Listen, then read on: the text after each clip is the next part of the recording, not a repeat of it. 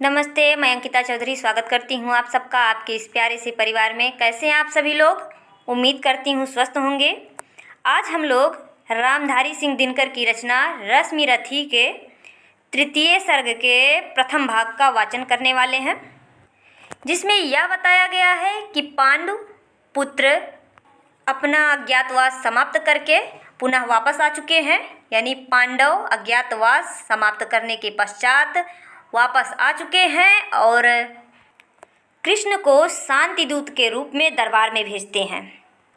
सभी प्रयत्न किए जाने पर जब दुर्योधन नहीं मानता है तो कृष्ण चेतावनी देते हैं युद्ध की। तो चलिए प्रारंभ करते हैं आज का वाचन। हो गया पूर्ण अज्ञातवास, पांडव लौटे वन से साहस, पावक में कनक सदृश तप कर वीरत्व लिए कुछ, और प्रखर नस नस में तेज प्रवाह लिए कुछ, और नया उत्साह लिए। सच है विपत्ति जब आती है, कायर को ही दहलाती है, सूरमा नहीं विचलित होते, क्षण एक नहीं धीरज खोते, विघ्नों को गले लगाते हैं, कांटों में राह बनाते हैं, मुख से न कभी उफ कहते हैं, संकट का चरण न गहते हैं, जो आ पड़ता सब सहते हैं, उद्योग निरत नित रहते हैं, शूलों का मूल नसाने को बढ़, खुद विपत्ति पर छाने को, है कौन विघ्न ऐसा जग में टिक सके, आदमी के मग में खम ठोक ठेलता है, जब नर पर्वत के जाते पांव उखड़, मानव जब जोर लगाता है, पत्थर पानी बन जाता है, गुण बड़े एक से एक प्रखर हैं, छिपे मानवों के भीतर, मेहंदी में जैसे लाली हो, वर्तिका बीच उजियाली हो, बत्ती जो नहीं जलाता है, रोशनी नहीं वहाँ पाता है, पीसा जाता जब इच्छुदंड, बहती रस की धारा अखंड, मेहंदी जब सहती है प्रहार, बनती ललनाओं का श्रृंगार, जब फूल पिरोए जाते हैं, हम उनको गले लगाते हैं, वसुधा का नेता कौन हुआ, भूखंड विजेता कौन हुआ, अतुलित यश क्रेता कौन हुआ, नव धर्म प्रणेता कौन हुआ, जिसने न कभी आराम किया, विघ्नों में रह कर नाम किया, जब विघ्न सामने आते हैं, सोते से हमें जगाते हैं, मन को मरोड़ते हैं पल पल, तन को झंझोरते हैं पल पल, सतपथ की ओर लगा कर ही जाते हैं, हमें जगा कर ही, वाटिका और वन एक नहीं, आराम और रण एक नहीं, वर्षा अंधड़ या तप अखंड, नरता के हैं साधन प्रचंड, वन में प्रसून तो खिलते हैं, बागों में सालना मिलते हैं, कंकड़ियाँ जिनकी सेज सुघर छाया देता केवल अंबर, विपदाएं दूध पिलाती हैं, लोरियां धियां सुनाती हैं, जो लाक्षागृह में जलते हैं, वही सूरमा निकलते हैं, बढ़कर मुसीबतों पर छा जा, मेरे किशोर मेरे ताजा, जीवन का रस छन जाने दे, तन को पत्थर बन जाने दे,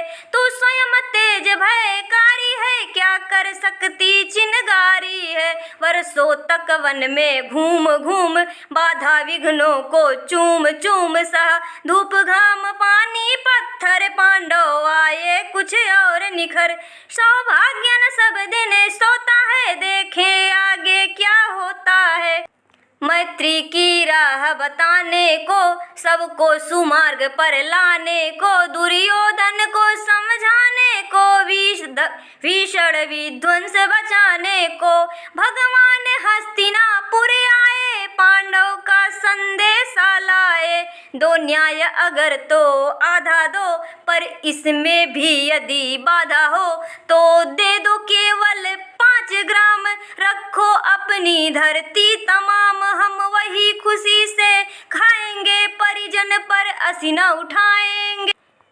दुर्योधन वह भी दे न सका, आशीष समाज की ले न सका, उल्टे हरि को बांधने चला, जो था असाध्य साधने चला। जब नाश मनुज का आता है, पहले विवेक मर जाता है, हरि ने भीषण हुंकार किया, अपना स्वरूप विस्तार किया। डगमग डगमग दिग्गज डोले, भगवान कुपित होकर बोले, जंजीर बढ़ाकर साध मुझे, हाँ हाँ दुर्योधन बांध मुझे।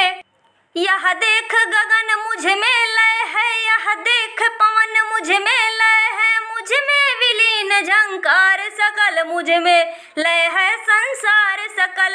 अमरत्व फूलता है मुझ में, संहार झूलता है मुझ में, उदयाचल मेरा दीप्त भाल, भूमंडल वक्षस्थल विशाल, भुज परिधि बंध को घेरे है, मैं नाक मेरु पग मेरे है, दीपते जो ग्रह नक्षत्र निकर, सब है मेरे मुख के अंदर। दृग हो तो दृश्य अकांड देख, मुझ में सारा ब्रह्मांड देख, चर अचर जीव जग चर अक्षर नश्वर, मनुष्य सुर जात अमर, सतकोट सूर्य सतकोटि चंद्र, सतकोटि सरित सर सिंधु मंद्र, सतकोटि विष्णु ब्रह्मा महेश, सतकोटि जिष्णु जलपति धनेश, सतकोटि रुद्र सतकोटि काल, सतकोटि दंडधर लोकपाल।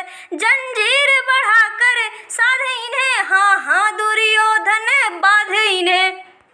भूलोक अतल पाताल देख, गत और अनागत काल देख, यह देख जगत का आदि सृजन, यह देख महाभारत कारण। मृतकों से पटी हुई भू है, पहचान कहाँ इसमें तू है। अंबर में कुंतल जाल देख, पद के नीचे पाताल देख, मुट्ठी में तीनों काल देख, मेरा स्वरूप विकराल देख। सब जन्म मुझी से पाते हैं, फिर लौट मुझी में आते हैं। जिह्वा से कड़ती ज्वाल सघन, सांसों में पाता जन्म पवन, पड़ जाती मेरी दृष्टि जिधर, हंसने लगती है सृष्टि उधर। मैं जब ही मूंदता हूँ लोचन, छा जाता चारों ओर मरण, बांधने मुझे तो आया है, जंजीर बड़ी क्या लाया है। यदि मुझे बांधना चाहे मन, तो पहले बांध अनंत गगन, सोने को साध ना सकता है, वह मुझे बांध कब सकता है। हित वचन नहीं तूने माना, मैत्री का मूल्य ना पहचाना, तो ले मैं भी अब जाता हूँ, अंतिम संकल्प सुनाता हूँ। याचना नहीं अब रण होगा, जीवन जया की मरण होगा। टकराएंगे नक्षत्र निकर, बरसेगी भू पर वहिन्य प्रखर, फड़ शेष नाग का डोलेगा, विकराल काल मुँह खोलेगा।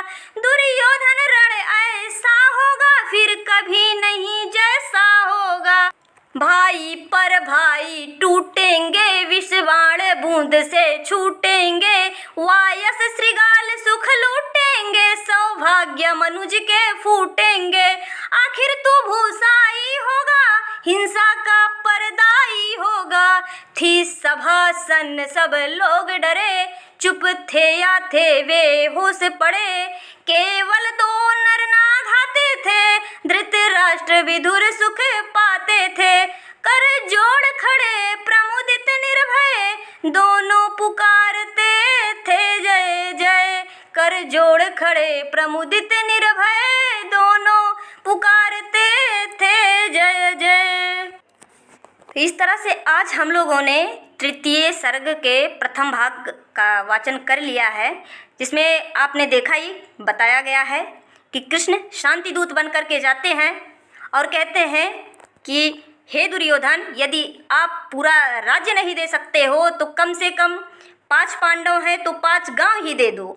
लेकिन दुर्योधन उस पर भी सहमत नहीं होता है और युद्ध के लिए फिर बाध्य हो जाते हैं कृष्ण।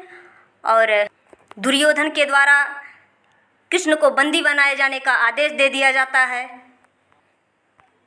कृष्ण के द्वारा अपना विकराल रूप दिखाया गया और फिर चेतावनी दी गई कि अब शांति नहीं, अब रण होना अनिवार्य हो गया है, यानी युद्ध होना अब अनिवार्य हो गया है। और फिर यहीं से महाभारत का युद्ध प्रारंभ होगा। तो कल अगले वीडियो में हम लोग इसी सर्ग का द्वितीय भाग देखेंगे कि उसमें किस तरह से फिर बताया जाएगा कि कर्ण किसका पुत्र है। आज कल उसी वीडियो में आपको पता चलेगा, कर्ण को पहली बार पता चलेगा कि कर्ण सूत पुत्र ना होकर के सूर्य पुत्र और कुंती पुत्र है।